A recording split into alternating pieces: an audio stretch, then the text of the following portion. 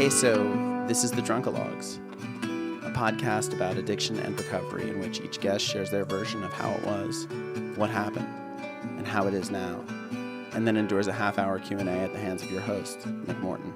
I have known my next guest for many, many years as we both grew up in the same rarefied air of Upper East Side New York and found ourselves together in our 30s wandering directionless in the haze of cocktail culture that was Los Angeles in the early aughts. She is a scion of one of America's most noteworthy entrepreneurial families, a legacy that befuddled her in her youth, but that she has managed somehow to incorporate into her most unexpected second act. She felt a deep spiritual calling from very early on in life, and in sobriety has managed to answer that call, building a practice that helps people find meaning and community and healing through ancient ceremonies and rituals involving sacred medicines.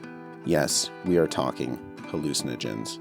She is known sometimes as the sober shaman and has never before shared her story. Until now. Won't you please welcome Nena Woolworth. I had just done a reading with an astrologer, and he's like, yeah, I'm giving you the same reading as last year. Write your damn book and start sharing your voice. And Cool. your And text how about that? came in at the same time. No. Well, then let's do it. Okay. So, Nena Woolworth, Mm-hmm. welcome. Yes, finally. Thank you, Nick. Thank you so much for coming in and sitting down. It's I'm excited because, as I said in our preface that I'll likely cut, I've known you for a long time, but like so much has changed over the years. I don't know when we first met, probably 20 years ago, Yep. at least 30 years ago. Yep. But I think we grew up like in the same town. So where are you from? I'm from New York City originally and lived there most of my life. And then my mother and younger sisters all moved out to Long Island. So that's having that. And with how you as old well. were you when that happened? I was actually 26. Oh, right. So I was already out of the house. But my youngest sister was 13 and did go to Greenville. And so you were a Manhattan kid. Oh, yeah. I am born and bred and loved every moment. What was your New York life like? I went to Brearley. I was someone who really, really loved school. I really loved school. I really loved my friends. But I was a kid with learning disabilities, and going to Brearley as a kid with learning disabilities was not easy. And yet I absolutely loved my school, and it was a great place to have a break from my intense family. Yeah, and what was your family? How many? Do you have siblings? So I'm the oldest of my mother's 4 girls, and I am the 5th of my dad's 8 kids. I am from wife number 3. There were 5 wives and 8 children. Wife number 3. So there's 2. So I have. I never met the stepmothers, but I have 2 older half brothers, 2 older half sisters from different marriages as well. So is your dad still alive? Nope, my dad died, I think, around 15 years ago now, maybe 12, 13. And he was a Woolworth of the Woolworth, yes. Like the famous Woolworths. Yes. Yes. So my side of the family are the cousins of FW, and we started Woolworths in Europe, primarily in England. So we're more of the European side of the Good Woolworth for family. You guys. That's got to be a more sophisticated, There's branch. a lot more French speakers in my family. So, yeah, by the time I was born, my family had sold the company, and my dad, when I was growing up, because he had many different interesting careers and projects, was an art dealer. Right. So I grew up in beautiful art, and my dad being an art dealer. And was there a lot of was the sort of mythology? I mean, your family's such a famous American family. Was there a sense of our place in American society? Was that like a thing? It's really interesting. That came later for me. There was a lot of shame and embarrassment having a big fancy last name that I didn't understand growing up in the fishbowl of Fifth Avenue. Sure, where there's a lot of people with big fancy names, I imagine. Yeah, and but that place of even being in a fishbowl of a lot of fancy names, I understood there was something odd and strange about my family. Right. And the easiest way that I explain it is a friend's birthday party. And another mom comes to the party and all the kids are introduced by first names. By the time they get to me, I am Nena Woolworth. That says a lot. I mean, that really does say a lot. I mean, Hollywood has its own version of that, but like, how strange as a kid. You're like, well, why? What does that mean? Like, what? Yeah, so for me, it was more of a sense of shame, embarrassment, guilt of like, why am I different? And people opinions, as opposed to me understanding the legacy that I was born into. And then when I grew up, there was a Woolworth on every street corner. So it was a part of life. Right. And then I also watched its selling and closing. And it was in that period of sort of making peace and going away to boarding school and moving away that I would start to hear people's stories, because every time I would put down a credit card, always inevitably was, are you Woolworth family? Right. And what I started to notice was the nostalgia and longing. And every time I would put the credit card down, and still to this day, I'm gifted a remembrance of, wow, that store, that lunch counter. That was the first place I bought such and such. And for me, that is the same place and same story for me. I remember saving up my change to go buy my first thing at Woolworths on 86th Street and 3rd. I remember the Woolworths. I think it was a Woolworths out in Long Island, out in Locust Valley. But yep. And so you go to boarding school at what age? I went to boarding school. I was supposed to go my freshman year, and I went my sophomore year. I went to Ethel Walker in Simsbury, Connecticut, all girls. So I continued the all girl. I was only allowed to go to all girls school. I would have liked to have gone to St. Paul's, but I was not allowed to apply to co-ed school. Right. So, right. Yeah. Well, I drank a hole in my stomach at St. Paul's. So, I know. So given now the stories out of St. Paul's, I think it was a blessing that I ended up at Ethel Walker's with a bunch of girls and horses.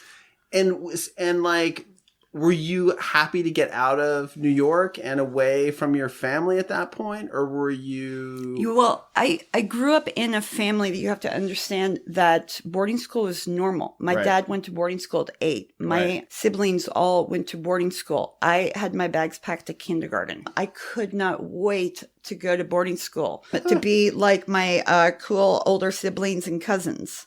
So for me, it was freedom, but I think for me also it was the first real laboratory of community living, of where I could lose myself and find myself as a human being apart from my nuclear family. Right. And so that is the gift of my boarding school. Again, like Brarely, I loved every moment of boarding school and all of my friends. And the great thing about Walkers is we were able to leave a lot. So that began the pilgrimages to New York, and my apartment was the perfect place to sponsor many, many weekends spending time at Dorian's. Dorian's, if people don't know, is a classic Upper East Side watering hole, well known for catering to preppy rich kids. Yep. into the city for some underage drinking. And would you guys all like just rage at Dorian's and then like rage back at your apartment and sort of stay up all night? I'm literally the typical New York City girl that was raised in bar culture, starting at McSherry's, Dorian's at 13 years old. And was that your first drink? Like, Oh, no. My first drink, I mean, I can't remember my first drink. It was probably up in Maine, but I can remember the first time I smoked a cigarette around 6. Right. And I swear it was like coming back to the womb. My mother was a smoker throughout all of her pregnancies. Oh, interesting. And the booze was so normalized. I have moments of where I can remember taking sips of alcohol when my parents would have like parties up in Maine, and it'd be more like ick but mysterious. Yeah. And more of an invitation than something scary. Right, totally. That's well said. I had this sort of same experience. And then do you remember the first time you like sort of discovered that like booze was a thing for you? Oh, yeah. I remember specifically my mother had a much younger sister who was 17 years younger, who also grew up almost like an older sister, and she got married. And I remember drinking a bottle of champagne at her wedding and being sort of like that swollen tick fat moment of where it was like, I was probably like 11 or 12 and where was the 13. Wedding? Of course, it was in New Orleans. I mean, and I remember swilling that bottle of champagne, and I swear melting out all those insecurities and feeling very much alive in that. So I really do have a very marked moment of, and also getting in trouble as well. Did you get in trouble? Yeah, I remember, I think it was enough that it was recognized. And another time up in Maine with St. Paul's friend, Charlotte, and she and I got drunk at my other sister's wedding on champagne, and we took the boat out and created like a whole mess. But again, that same sort of coming home, but in a place of, even then, I think an exaggerated self, more like a cloak than a true identity. Right. Interesting. It's funny. I remember the first time I got really fucked up and I felt like I had crossed like a Rubicon of some kind. Like I was never going back.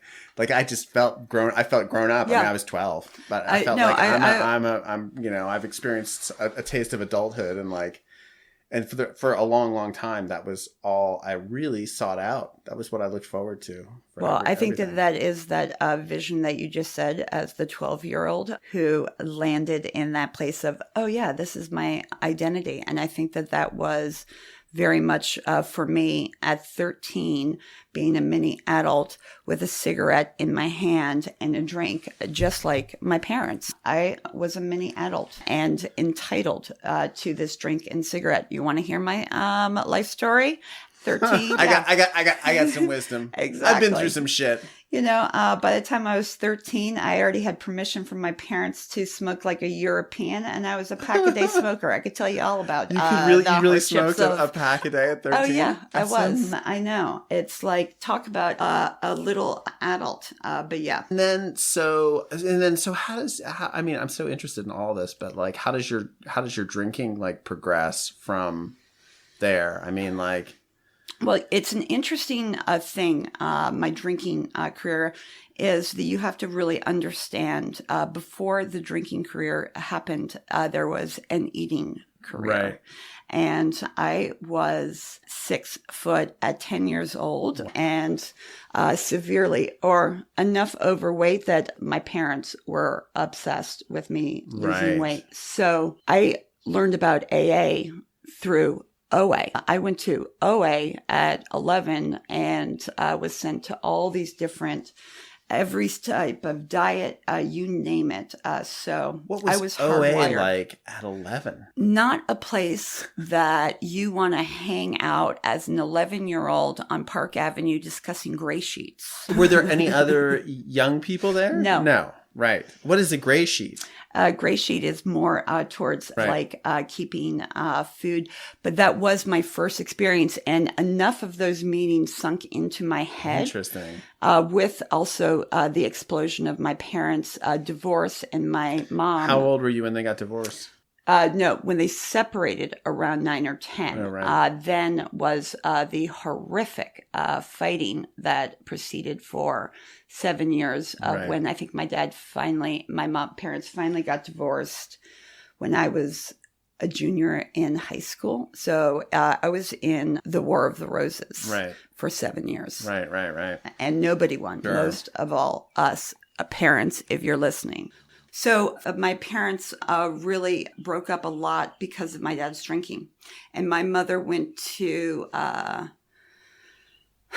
Minnesota. As a drinker also? No, for Al-Anon. You can go to Minnesota for Al-Anon. Yeah, so I she did not know that. went to a form of Al-Anon and came home and TMI'd me and my sisters and was like, yeah, by the way, your dad's an alcoholic and I'm leaving him. And had you seen the alcoholism? Had you noticed your dad was an alcoholic? Yeah. I would say both of my parents, though my mother became a teetotaler very quickly after going to the Al-Anon workshop. And my father and she did get divorced, and he did the very appropriate alcoholic remarriage. And but that did he drink for the rest of his life? For most of it, he and my youngest sister got into a really bad car crash on one Christmas night. Right. And he almost died, and he was sent to rehab in Florida. You know, some families take vacations. My family goes to rehabs. So it was my dad's time.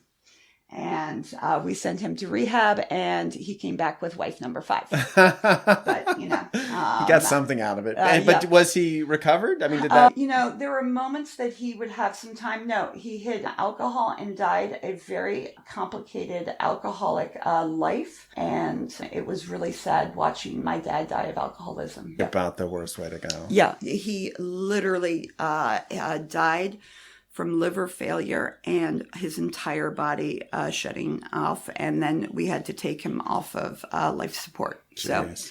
So the good news was I was in early sobriety. I think I was maybe 2 years sober when that happened. And I am super grateful that my father and I found a peaceful relationship in our alcoholism, even though I took it one step further and led a life of sobriety, really born from my family that is alcoholism defined. Yeah, I mean, I guess like the fact that he had gone through rehab, at least you had a framework that you could talk about. You know, you could use the same words in a way. You had a language that you shared that, like, before that probably... Well, I'll tell you what. In between boarding school and college, I took myself to a treatment center for eating. Uh-huh. And he came to that meeting, and he sat with me and my therapist on a bench, and it had just been freshly painted. And he sat down and he apologized. And I will tell you what, that apology meant everything because we didn't speak for about 10 years previously. And Wow. That opened up the invitation to repair that relationship with him. And I'll never forget. What was he apologizing for? For being a shitty dad.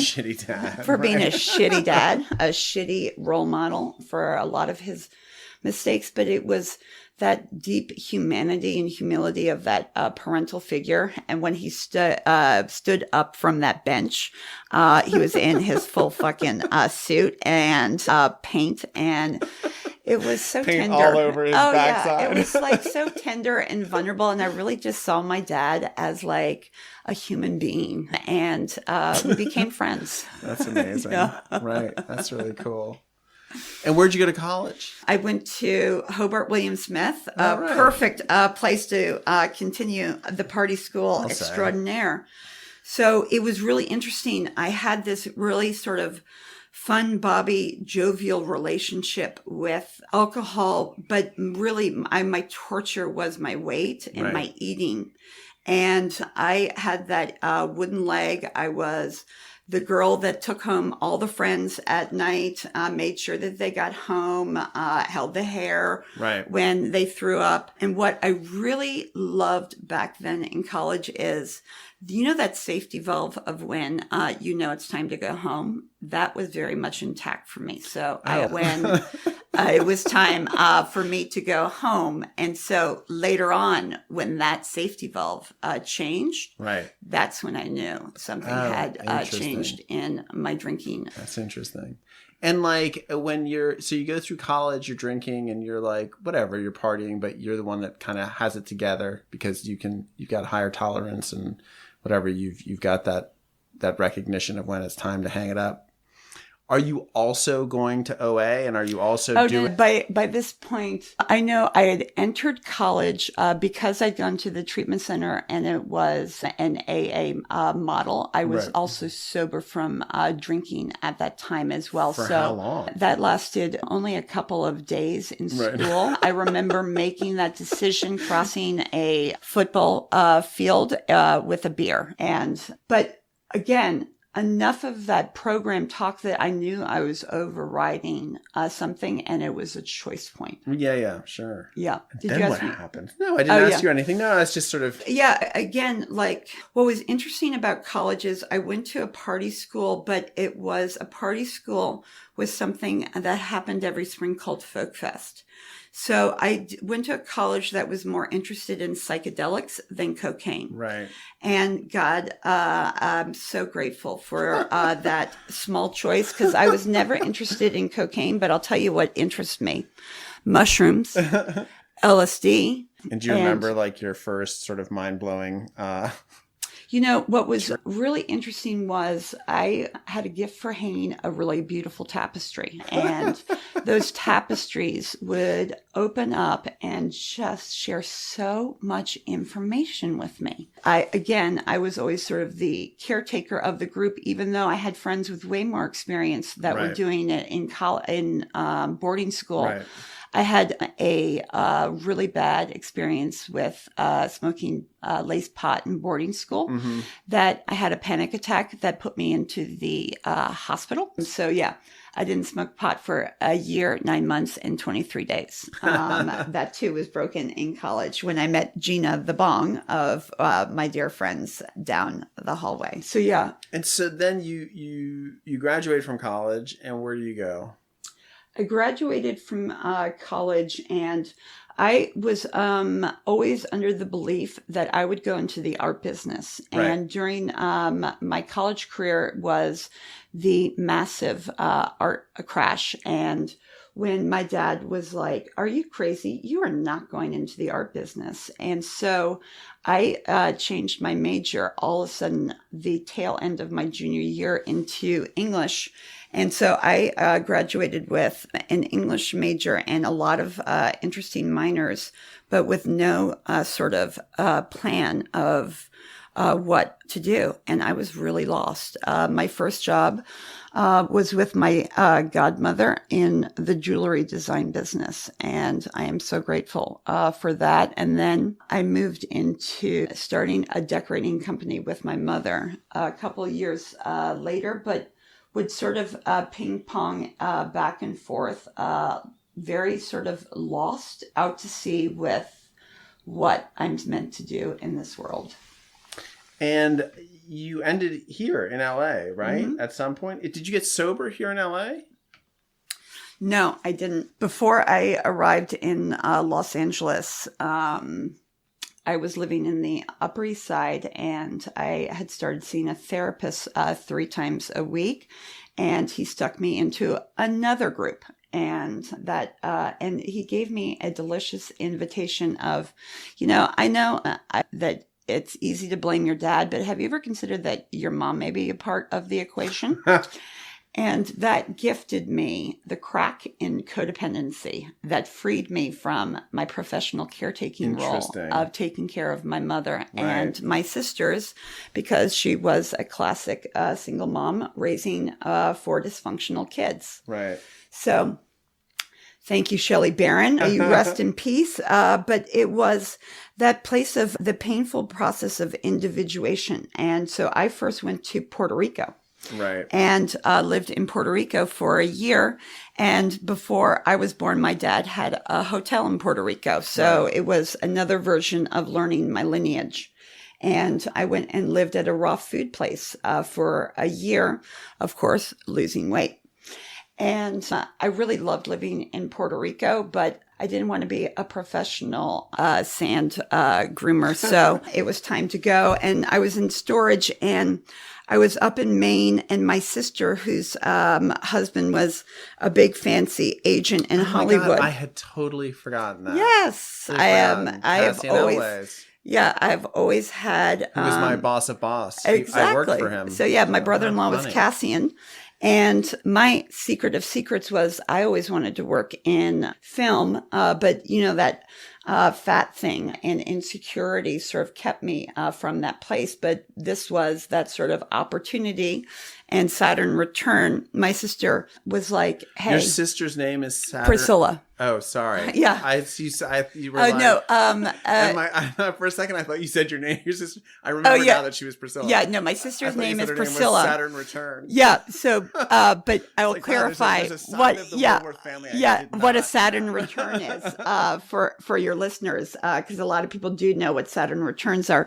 Around your 27, 28, 29 year, you will have some sort of big change. And my Saturn return was moving to Los Angeles. And I didn't get a job working on a film in England that a friend of my sister's had offered. And so my sister was like, "Nena, could you just come out to Los Angeles?" And when I honestly say I was a proud New Yorker, like I was bred to hate Los Angeles. Right, sure. I wouldn't even visit my sister and nieces because that's how much I was bred to hate Los Angeles. Tribalism. Yeah. So I finally packed my 2 bags because I was in storage, and I came out here. And I remember renting the smallest car, and it was October. It was 120 degrees. My sister had recently just moved to the Valley in her divorce. And I was like, wow, I have never felt better in this clown car in 120 degrees. And it was like I was coming back to like a past life. Right. And that's where you and I reconnected. I lived with a family friend in West Hollywood, a block from Le Pain Quotidien. And my first job was an internship with Mimi Gitlin, famous for Thelma and Louise. And then afterwards, I worked for Flower Films and was an assistant of Nancy Javonen's for 2 years. And during that process, I ended up getting a emergency hernia operation and making that decision in that strange moment of leaving film and going back to design. Right. And now because let's be clear, film is a shit show. Yeah. Like you had a bunch of really cool jobs, and still it's like, wow, this sucks. Right? Or no, you know what it was? I really wish I had started at 22, and I probably wish I had begun on the creative instead of production. Right. But yeah, I took myself out of film when I figured out what the whole gist was. And so did you start your own company? So I returned back to the design business that I had abandoned for my pursuit of Hollywood. Right. And not far afterwards, I ended up getting very, very, very sick with something called MRSA, MRSA, flesh-eating bacteria, and I almost died. Wow. So what year was that? That was, let's say, 15, 16 years ago, because I'm now 14 years sober. But yeah, MRSA and almost dying is really the major catalyst to my sobriety story. Interesting. How did you get MRSA in the first place? Hospital, basically? No. Yeah. So back then, it was only in hospitals, professional sports, prisons. And I happened to get it. Either we've been able to trace it back to either Crunch Gym on Sunset or a Cuban nightclub in Hollywood because it was someone's birthday party. All I know was my cousin and I both had our cars towed that night, and I woke up with an infected hair follicle on my leg. Wow. And I remember sitting there in my bedroom. Ruthie had spent the night, and Kim, and I'm like, God, that's such a weird thing. And over the course of 2 weeks, this infected hair on my leg turned into something that my sister was like, Nena, you have to go to the hospital. Right. And I kept going back to Cedars-Sinai, and they kept sending me home with come back the next day. Right. And by the third or fourth day, they said, ma'am, you are very sick and we have to admit you immediately. And that is when they sequestered me and literally threw me in a closet, like a Harry Potter closet that the mops were held in. And then they proceeded to put me on a wing of Cedars-Sinai and operate on me. And I was there for 10 days with hazmat suits like COVID. Yeah. But it was like Ebola. the E2. Right. The E.T. Part when Right. E.T.'s Right. Never afraid yeah, to it was get my E.T. some moment sort of alien, and virus. so yeah, I was quarantined and like COVID, like E.T. and people would only be able to interact with me with gowns. So that 10-day experience led to a nurse at home and something being given to me called vancomycin, which is the strongest antibiotic on the planet. And 6 months later, nobody told me that, Western medicine may save my life, but it was up to me for my healing. So Right. 6 months later, I had all these weddings on the East Coast, and I literally sprained my ankle at an after party, a couple little scrapes on my knee, and ended up in the hospital again. And this time was the big fighting for my life. And thank God I was with... it was MRSA again? Yeah. And it was 6 months later, and 3 different hospitals.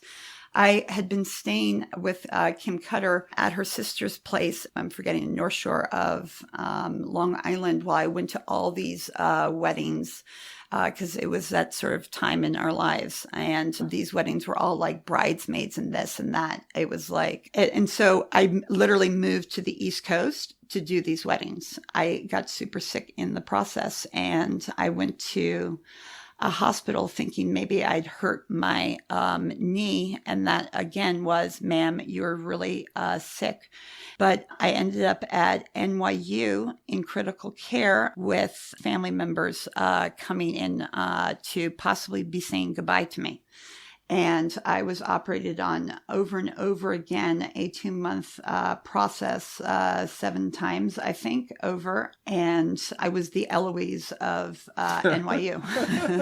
So Wow, much I had so, no idea. that I would order Chinese food and pizza. I had a whole team of the world's specialists. Like to this day, did Dr. Fauci maybe help me? Who knows? Right. But that's how insane my experience was. And do you have like scars from Oh, all yeah. that? I've got my entire right leg. There was about 70 inches of flesh that needed to grow back. So for 6 months, every day, I had to fill holes while the flesh grew back. And thankfully, again, You in the hospital filling the holes? No, I was now back in LA. God bless Kim Cutter. She was my primary caretaker. And it was 6 months. And so in that period, bringing it back to the drinking, I was on the most insane painkillers, as you can imagine, living with 70 inches of holes in your but also at that same time I was trying to be normal. And so people didn't know underneath my pants, there was a whole situation going on. And I just wanted to get my party on. Right. But mixing those types of painkillers and alcohol was not okay. And Kim was like, Nena, this is not working. And that was the first clue of me making a choice, and where I got off of painkillers too fast and chose drink over painkillers, even though my legs hadn't completely healed up. People will say, oh, you've been on every single type of medicine. What is your favorite? I'm like, the best painkiller in the whole wide world, booze. Booze is my favorite. So I went on booze pain management. Right. And that was really my demise. And how do you do booze pain management? I mean, is it like a martini in the morning, or are you kind of... Oh, well, it's interesting that you say that. I was never a day drinker, not even in college. I did one like Sunday party, and I was like, no, I'm not. And then it wasn't until Los Angeles that I became a daily drinker. I thought that was like for adults or like alcoholics. Right. And old men in their library having their drink. And so like I picked up a lot of my bad drinking habits, ironically, in LA. And that's like the most embarrassing thing. I was like Jack Daniels drinker. I loved like pastis and rosé on the East Coast. Well, I came out to LA and I became an interestingly boring white wino. Yeah. And is that how you would treat your pain for your life? Oh yeah, white Chardonnay. And you could. And when would you start like? Oh yeah, no, it was really bad. So I then started noticing that you may know the Playboy late night bodega of Hollywood. Sure. Yeah, I lived around the corner, and I started to notice that I would go to the Playboy to go get my favorite buttery Chardonnays, and I never was a Chardonnay drinker till I came to LA, and so it's just, I literally became a Chardonnay bodega drinker, and started with maybe one of those like little nips. But no, really what it was, I hid it in cooking. And so I no longer cook because that cooking was a great place to hide a bottle of wine. It's a good excuse to not cook. Yeah. And so what ultimately triggered a change? I moved back to New York. I had a sort of an interesting soft bottom. Is what I would say. Nice. And it's almost like I had a combination of things where I had enough information to know the earmarks of alcoholism. I had enough understanding that like two weird drinking things I can point to are with Ambien. I wasn't an Ambien person, but all of a sudden having a thing where I was browning out. I wasn't a blackout drinker, but all of a sudden with the Ambien, my sister would be like, yeah, so I found you in the woods with a butter knife screaming about the Percolinis. And I was like, well, that's Romanian for Dracula and vampires. But that embarrassment was like enough. And then there was another classic Ambien story down in Long Island where my sisters were like, Nena, you made like 4 meals in the middle of the night and opened up like a restaurant. And I was like, that's so not like me. And, but I'd had enough information about these Ambien things that immediately I went off of that. And then I think it was the third time that Ambien was not on the menu that my sisters are like, yeah, so we're concerned about your drinking. Right. And I think that was enough that, remember that jewelry designer job happened to be my godmother, and she was 15 years sober at that time. And I called her, you may know her, Jane Lorber. So she was living in Paris. And at that point, I had just had a house photographed. It was supposed to be on the cover of House and Garden, and House and Garden folded. My sister had just totaled my car. So I had just gotten paid for a big project and even had money from a totaled car. And I was like, yeah, maybe I should go to the ashram in India. And my godmother was like, no, come to Paris. And I was like, oh, Paris, that sounds way easier than the ashram in India. Okay, I'll come to you in Paris and we'll talk. Did you understand you were going there for help at that point? Oh, yeah. Yeah. No. I when I tell you, I fucking ritualized this whole process. My thing was, I am getting on a plane to Paris to potentially get sober. But it was a very serious act of, yeah, I'll do this. And if it sticks, it sticks. But if I can get sober in Paris, it probably could help me in life. So my very last drink, and it was a very intentional, was on a flight to Paris. And I literally arrived. What did you have? Oh yeah. What was it? Oh yeah. No, I can finally complain to someone who will finally understand my last drink. So yeah, I'm really upset with myself, and still, it's like a resentment that I've made peace with. My last drink was one of those Fetzer, probably white wine, but it may have been red wine. And I remember saying, yeah, I don't want to have wine breath when I go meet my sober godmother. So best I not drink the other half of the Fetzer mini thing. So I am still waiting and regretting not having drunk that last half. I don't blame you. I know. I don't know how you did that. Are you sure you have a problem? Oh yeah, no, exactly. So I and the story goes, my aunt was, godmother was like, hello. And I was like, fuck, I was just trying to be like perfect good student. I should have had that. And she was like, yeah, you should have drunk it on the way over.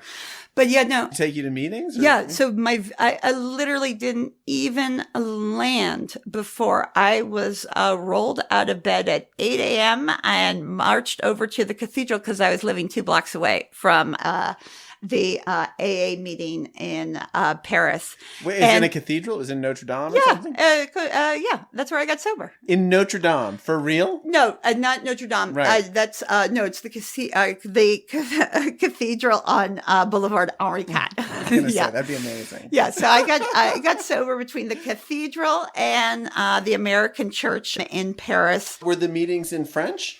No, it was English speaking, and that is where Paris AA, you guys, is the greatest place in the whole universe. Who knew there was a community of English speakers in Paris that had a secret book club? How glamorous. It was really interesting because they're like 50 years behind us. Right. So it's still a secret book club. We're still talking allergies over there. Right. But I got sober, and what was a 2-week experiment ended up, I stayed almost a year. Oh, really? And I had visions of moving there, except that there was a small thing called, wasn't a citizen. So I was now living like an immigrant. I couldn't leave Paris. I didn't speak the language, and I didn't know the metric system, but I was thinking of starting a interior design business over there.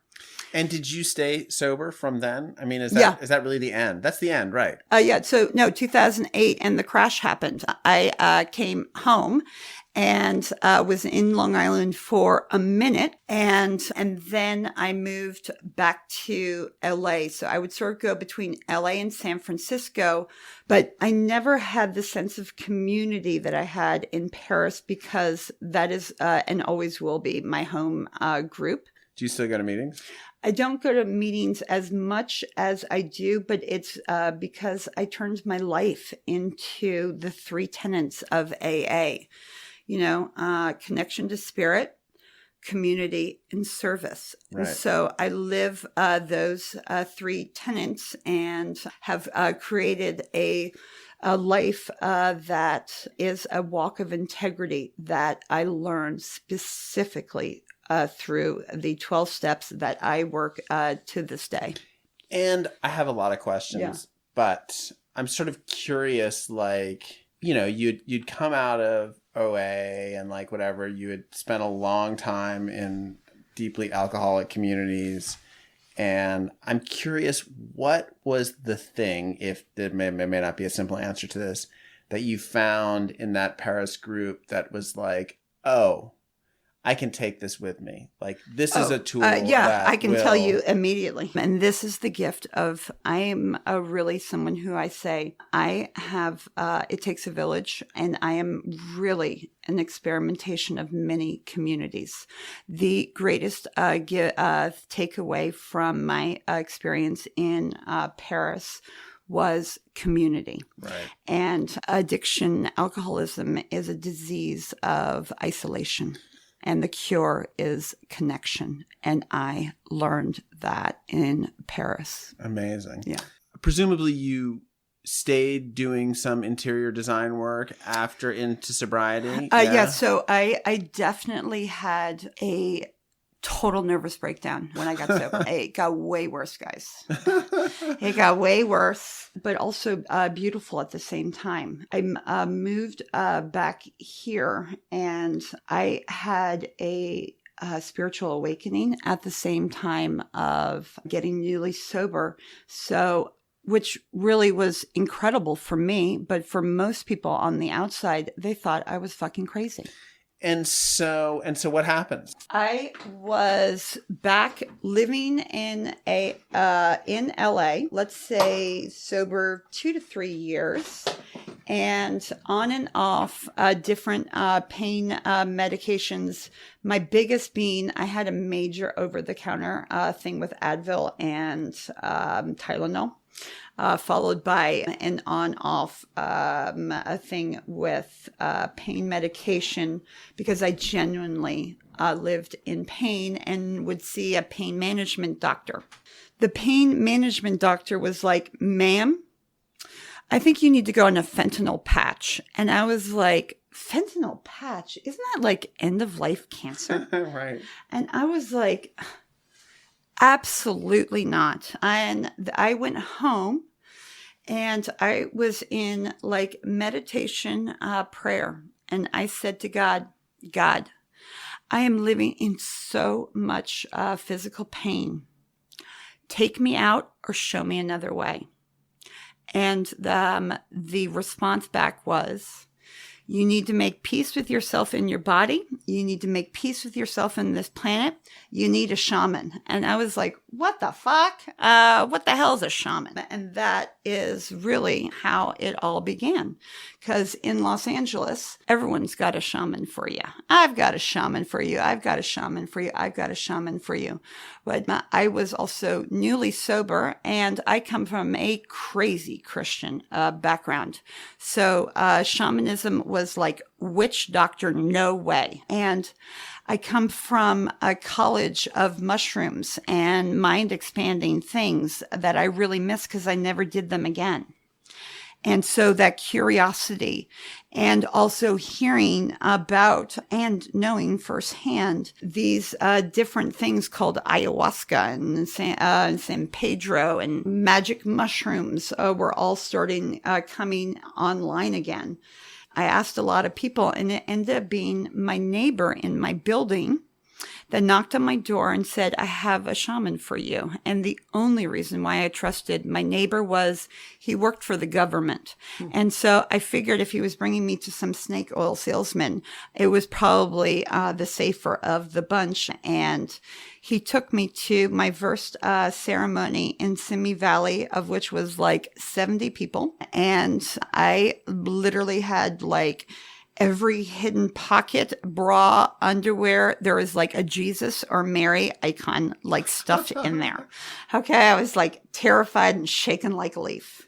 And nothing happened. And Something happened. Talk me through the A to B to C of it. This is an ayahuasca ceremony. I want to be really clear. The shaman that I went to was a mestizo blend. So this was not a wear white, throw a bucket experience that most people know of from reading and TV shows. Right. No, this was bring your yoga mat and come to this like glass house somewhere in Simi Valley and meet a bunch of strangers. But you are taking. We are taking a bunch of different sacraments, if you will, that are different medicines. And is ayahuasca amongst them? Yes, but you take other stuff to mitigate the. So, and this is that place of part of where I have been a little bit hesitant in having these conversations. But that place of saying, I come in peace, and this work is all about helping folks out. And there is a place that folks like me are scared to share on public platforms because of the legalities. and that place of where I'm making a choice to speak, and that place of, so I just wanting to let folks know that there may be places that I pause, but I'm stepping into sort of more waters that I'm choosing to. So I stepped into a tradition that is not traditional ayahuasca. And traditional ayahuasca is much more of what Shipibo folks are familiar with. I stepped into a different lineage, which was tribal and much more about community. Again, much more in harmony with my life experiences. Sure. Right. So that place of, as opposed to going to a Shipibo traditional ayahuasca ceremony that you can't speak to anyone, you can't touch anyone, it is only between you and the shaman and the madre de ayahuasca and God. This whole work is all about connection and community. And so, being a WASP, I come from the lifestyle of unavailable parents and no touch. So this was the most exotic experience I'd ever stepped in. And that place of also it being terrifying for me. And so that place of where I say, I didn't feel much is we work with heart openers, medicines that are something called Kana, South African shrub, or sassafras, which is what MDMA was originally created off of. A lot of these party drugs were actually created for therapeutic reasons. MDMA was originally meant for couples therapy. Right. And so a lot of the recreational misuse has now made these substances illegal, but they were actually created for therapeutic reasons.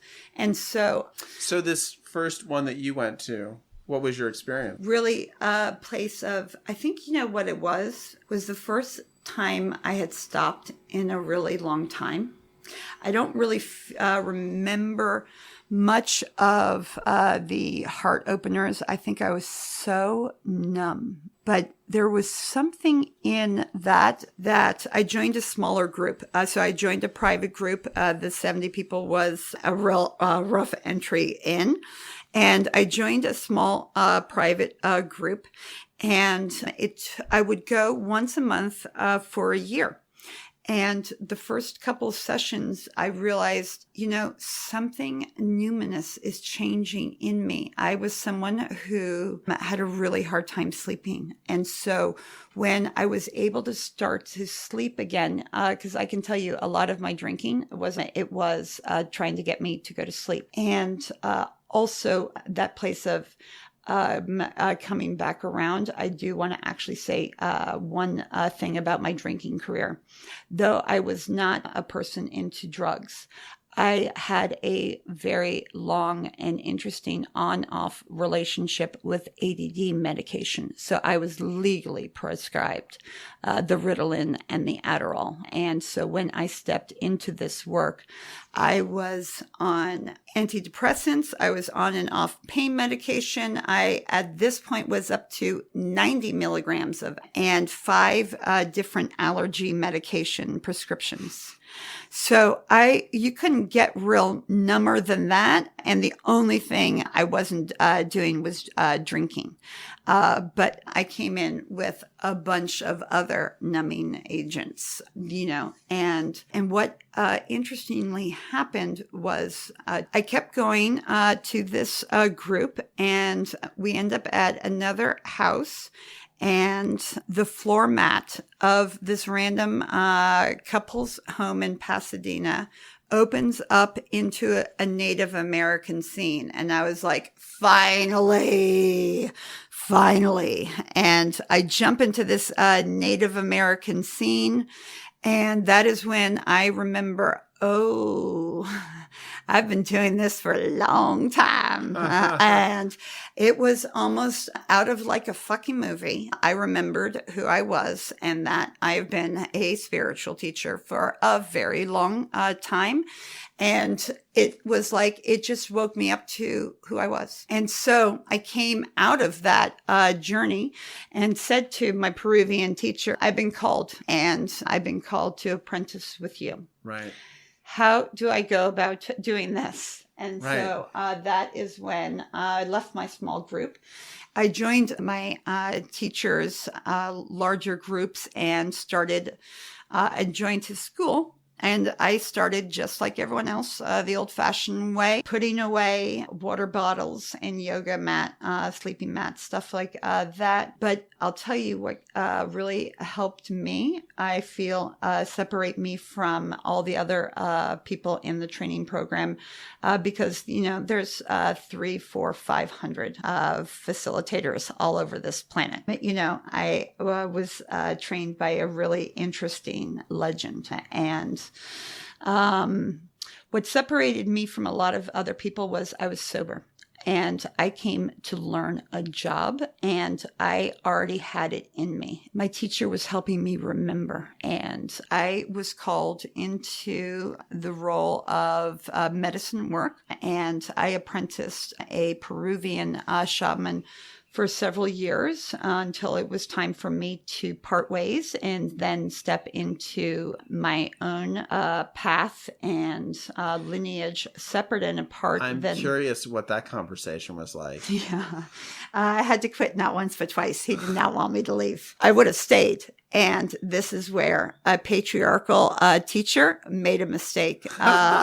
He should have offered me partnership, and Right. he offered me patriarchy. Right. And that is what Amazing. this divine feminine was going to go create something a little Right, different right, because right. my teacher was looking a whole lot like Trump, and I wasn't buying. And how long ago was that?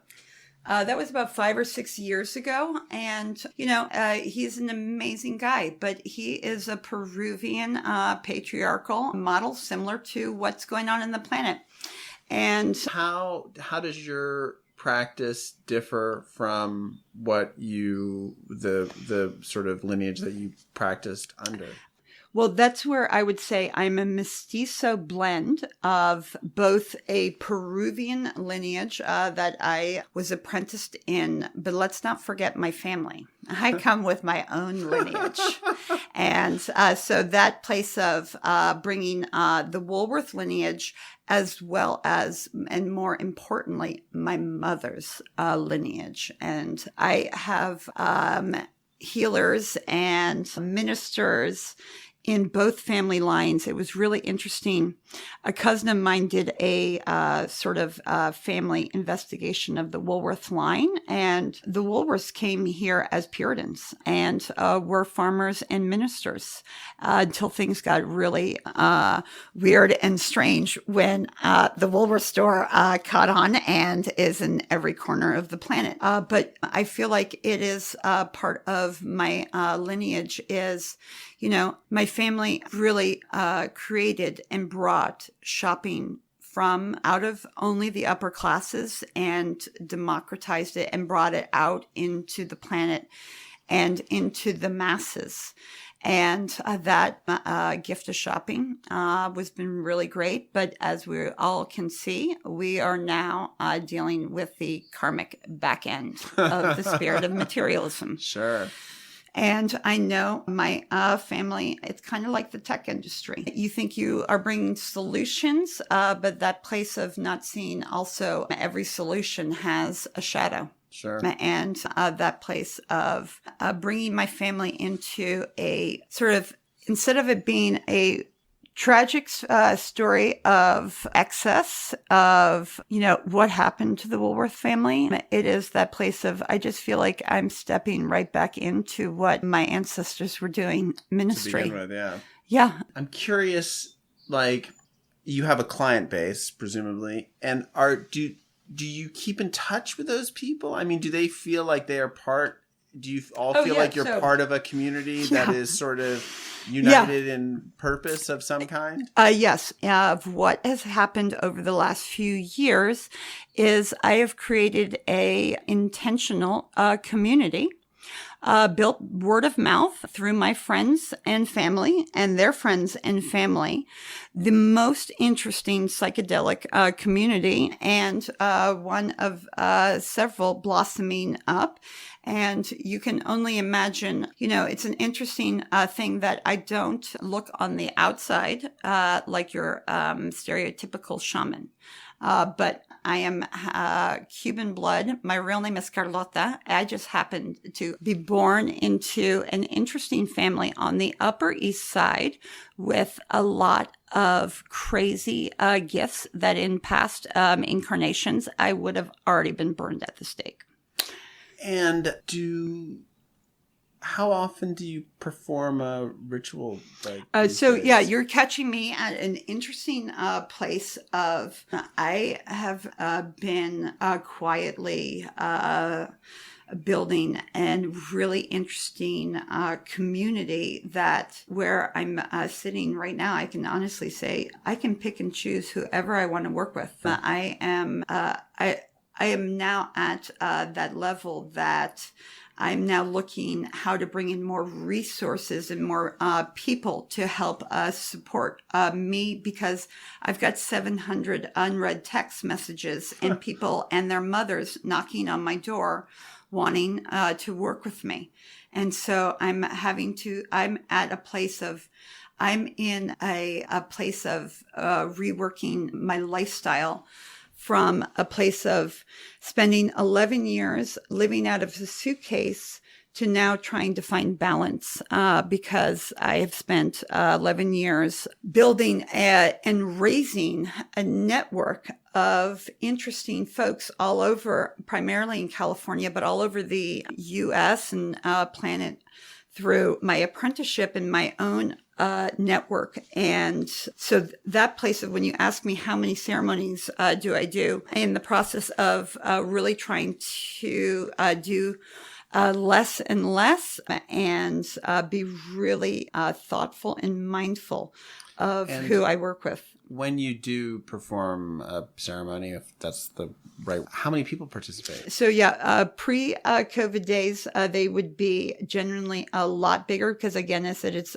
community work. Anywhere 15 to 25 was norm. Right. And an interesting thing happened in COVID because of the shutdown. A lot of my work went very private and one-on-one in small groups, and where I was working super hard because COVID is not a good time for any person who's a hands-on healer. So I had to come out of a real financial COVID hole.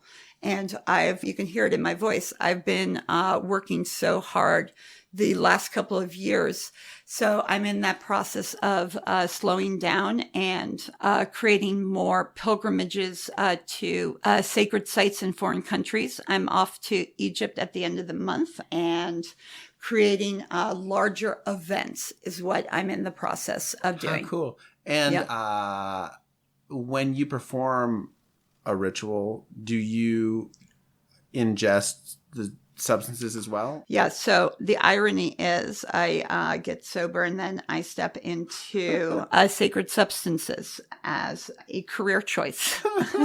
The divine irony. I mean, I do think a lot of people will be skeptical listening. Yeah.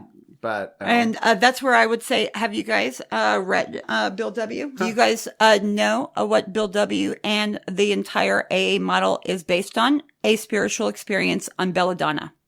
And Bill W. talks about it in his book of his experimentation with psychedelics, and that the entire AA model is based on a spiritual experience similar to William James's variety of religious experiments. And he came to his board and said, hey guys, I really think that we should bring psychedelics into our 12-step program. And they're like, are you fucking crazy? Absolutely not. And keep that hidden. So Bill W. was doing psychedelics. Do you have a name for yourself? Is there a name for your business? Or Well, it's an interesting thing. Yeah, no, my business is called Nena Woolworth. Right. And at the time, I'm in the process of creating a larger collective of the people that work with me. And the one thing and one thing only is it may not be my last name. So and that is going to, so TBD, I'll let you know. Do you have apprentices now working for you? Yeah, so I work with a whole team of folks and folks that apprentice or assist me or are partners and practitioners of other different medicines or other different modalities. So when you step in to work with me, you are not only stepping into a community of some of the most interesting folks on this planet, but a boutique system that provides you all of the different support practitioners and interesting people that you will not find in other communities. I don't want to upset anyone in my family listening, but I'm definitely interested in psilocybin.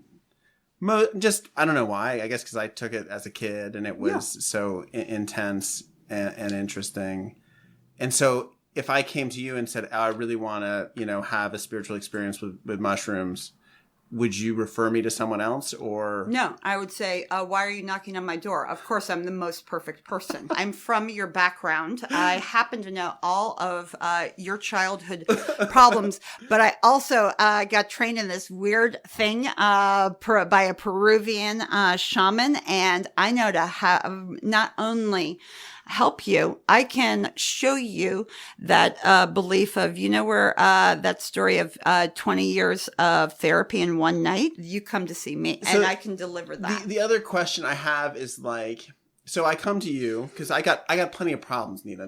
No one's going to argue that no one has any doubts about that. It's an important thing I'm going to actually say is the more successful you are, whether that place of coming from 1% privilege, or you found yourself in and earned your way into 1% privilege, or billionaires or celebrities. We come from a culture in this town of you comp those people. And that is where I say it's very different in my line of business because the more successful you are, the more famous you are, it is your most fucked up childhood that got you to that place.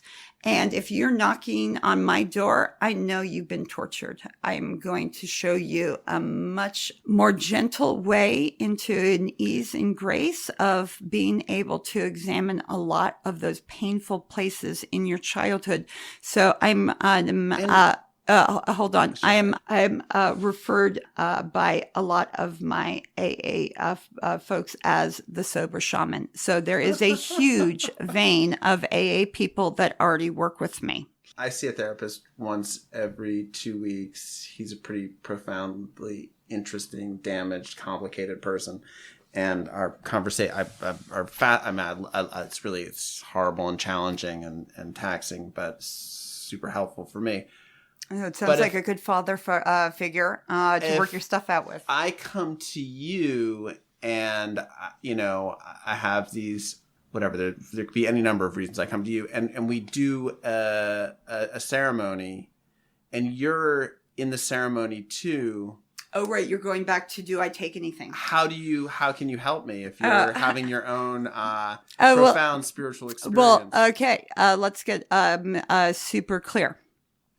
I am not taking anything in any of my guiding experiences when I'm working with my clients, as opposed to other traditions where the shaman takes medicine. I prefer not to because I am a shaman. And so what you have to understand about working with a shaman is I don't need to take anything to help you. I'm helping you through sacred substances, move through your stuff and access them super fast in a short amount of time. But what I'm really more concerned about is how it's going to support you in your life moving forward after a ritual of an 8-hour experience. So that is where I make a distinction of saying, yeah, I know that there's all sorts of different types of folks doing medicine journeys these days, but I am not drugs with friends. You are literally stepping into a whole new classroom with me. And is there are there a series of conversations you have prior to the ritual, like to understand sort of like what it is that I need or may hope to find in the so what you need to know about me is I do screen everyone, but at this point I've worked with thousands of people. I have a community of hundreds of people, and you're stepping into a system that is already in the process of being well designed. So we would have a screening call. I would see, where you were in your life. And I actually turned down people not for medication or health reasons. You can work with me on medications that you cannot work in other traditions with. And it comes at a cost and a liability to me.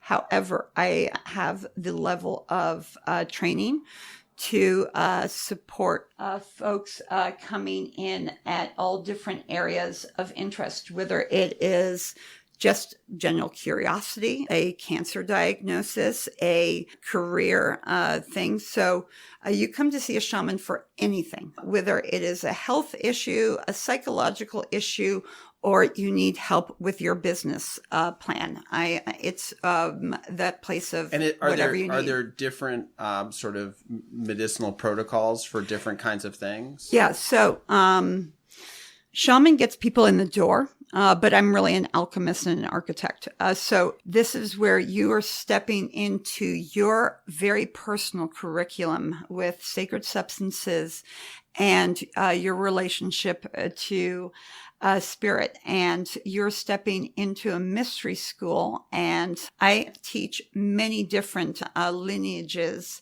not just Peruvian lineages of schools, if you will, philosophies, different, whether it's, I come primarily from Abrahamic religions, but you will come in, you will learn Eastern religions, you will learn different magic schools. Jewish studies was one of my minors in college, so a lot of Jewish mysticism I share and teach as well. So you're stepping into a grad school situation with me. You're assigned homework. You are intentionally meant to make friends. It is similar, if you can feel, to what I learned in the AA model. And so I'm using a lot of those tenets. It was interesting. I went to see Michael Pollan speak at South by Southwest, and so much of the things he said about the benefits he got from experimenting with hallucinogens were so similar to, the goals that have actually, 12-step recovery programs, the sort of sublimation of the ego and the, just getting present so that all those like default modes in your brain of saying you suck, you're a piece of shit, like the world's about to end, you've got to worry about these. So you can just like be in the now. We're like, oh, what everyone's striving for in recovery. And then but it was funny. I'm less, I guess, concerned about it than I was. I'm 10 years sober. Like substance abuse isn't really an issue for me at the moment. Like I'm not worried about myself becoming addicted to anything. And that's so much of where your relationship with yourself, you trust yourself. And that is often the first thing that someone will find out when they come work with me is, do you feel safe in your own being? Do you trust yourself? And so God bless Michael Pollan. Do you know that Michael Pollan is the brother of Tracy Pollan, the actress that was on Family Ties? Yeah. And I look forward to the day that I meet Michael Pollan, because he has been beautiful everyman, like best Yelp ever. Thank you, Michael Pollan, if you ever hear this. But yeah, no, he really has gifted this work with a perfect expert who came in and became a novice and is sharing that good news. And he's now filming series with one of the directors I work with. So you will see his series at some point, and I hope to meet him. And I guess what's the time frame from like first phone call to actually thing? So again, this is that interesting thing. So I typically work with alpha A type folks. I say I'm a shaman. I work with people that want results and results yesterday. So my whole thing is I will ask for a minimum of 8 hours. But in all honesty, that's really what it's at, is how much time are you willing to give me? And at minimum, it is 8 hours 8 prior hours. to the ceremony. No, 8 hours is I can take you on a journey in 6 to 8 hours where you will experience time is illusion, eternity in a very Western 6 to 8 hour format to deliver you the results that you came to see. Amazing. With the list of intentions that you asked. My preference is give me 24 hours, Right. give me 2 days, because I do one night ceremonies. I do 2 days. I do 3 days. The more that time you will give yourself to take a concentrated amount of time off for only your idea of, why am I here? It's funny. I took a fair amount of hallucinogenic drugs when I was in high school and college. Sometimes I tripped very, very hard. And I was always terrified every single time. That's why you come see a guide. And every single time, except once, I had one bad trip the whole time. But but pretty much every single time, I found a place of peace. Yeah. In there. And that's why it's called a journey. So wouldn't you rather go on an 8-hour journey that things may go a little bit scary or bump in the night, but it's in an 8-hour experience that you're either healing some trauma that you'd forgotten about your childhood, or an experience that seemingly was terrifying, but had a positive conclusion. And do you have in your regularly people having really challenging experiences during the course of the 8 hours? Well, this is where you should be grateful that you're sitting next to and talking with me and the particular lineage that I teach and share, as opposed to a Shipibo shaman that is ayahuasca tea. And that is those a lot of those horrifying experiences that people are often one and done happens in ayahuasca tea experiences. I'm a mestizo blend, and I work with a bunch of different ally plants that if ayahuasca tea is the rocket ship, I offer you the Concorde. It is the safer, gentler, more loving approach that will get you to the same place, but will also have you come back. And that's the whole point of this work, is it's supposed to be like a yoga practice of where, depending on your needs, my ask is that folks see me, if they can, 4 times a year. Some folks see me once a year. Some folks work with me for concentrated amounts of times, and then will move on and send me to friends. Michael Pollan talks, I don't know, I think if it's in his book or if it was just in this conversation, about a trip he had where he was blasted, his ego, into a million... Post-it notes is my favorite. Notes. Oh, yeah. Because, everyone comes in with their Michael Pollan, I need to do it this way, the Michael Pollan way. So there are some other things. To me, the idea of all of this, that I've this complicated structure of me being blasted into a million Post-it notes is... sort of terrifying, but also there's something so intoxicating about being relieved of all of this and discovering it's okay. Yeah. Imagine having the weight of the world lifted off of your shoulders, especially after 2.5 years of COVID. That's why I'm so beyond booked, is because everyone who has drunk from these waters know. Hi, when can I get an appointment? And I will be patient and wait for you. And what do you charge? The sliding scale? So, no, I'm probably the most expensive shaman that you will meet, but I am actually way cheaper in the long run because I'm an investment. And all those 20 years that you've spent on your therapist and that place of saying, yeah, I value my work and I am an expensive journey. Though I have different sliding scales, no person has ever been turned away for lack of funds. But there are different avenues of working with me, being an open group where often that's 15 to 25 people, but that's the lowest price point of entering. If you want a one-on-one ceremony, that is going to cost you, because it makes no difference to me energetically, one person or 25 people. It's the same amount of effort. And so that is why my private work is super expensive. And I guess I went through a period of these conversations where I just wanted someone to tell me that God had spoken to them. And because God has never spoken to me, at least not in a way I could hear. And you had God speak to you and tell you to find a shaman. Now, what did that sound like? Yeah, it sounds like God saying to you, you're having a podcast and you've magnified a fucking shaman who is perfectly appropriate for your needs. So you should be having a God moment right now. I mean, I have a lot of times where I'm like, oh, wow, God did something for me. I mean, I have these things. I mean, God's here offering you food. Maybe it's and you're wanting the Moses burning bush moment, which I can provide as well. Right. But this is that burning bush moment right now in your office.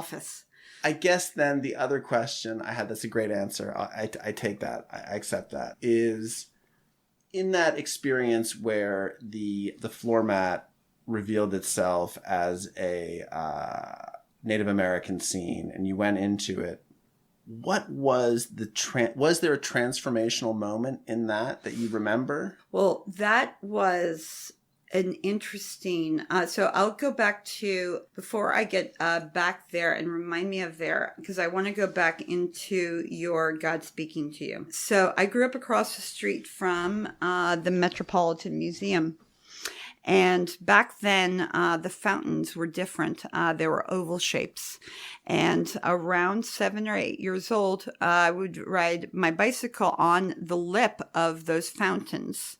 And I remember having a thought that changed my life forever. And it was that realization, oh, God, this museum, it's not just all the people in New York City that file up every day going to this magical business building, but the whole world is coming to this magical museum that I ride my bike at every single day, just paying attention. And I had this crazy schism, if you will. It was almost like a lightning bolt moment of where the whole world and sky cracked open like a lightning bolt of that thought of, oh, I'm on a slave planet and all these people are ants.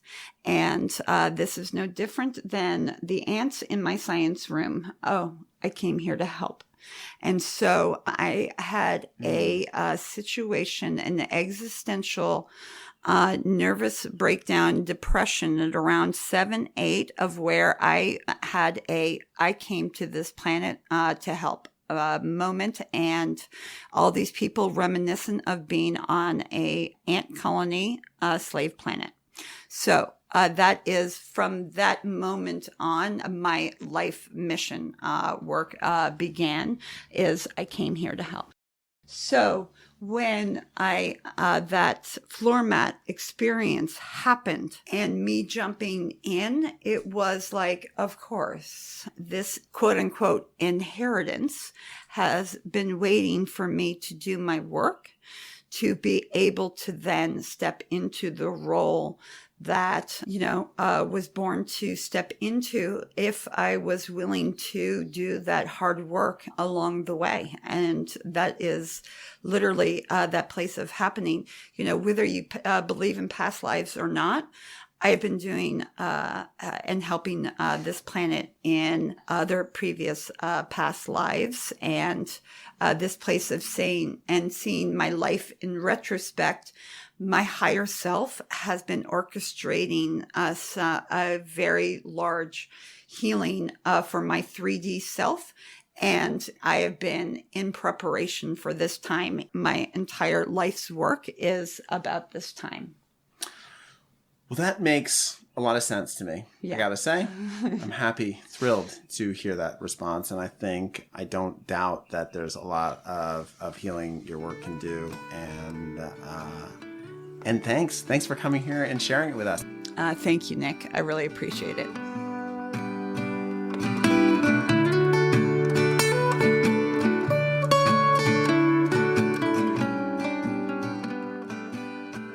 Thanks for listening.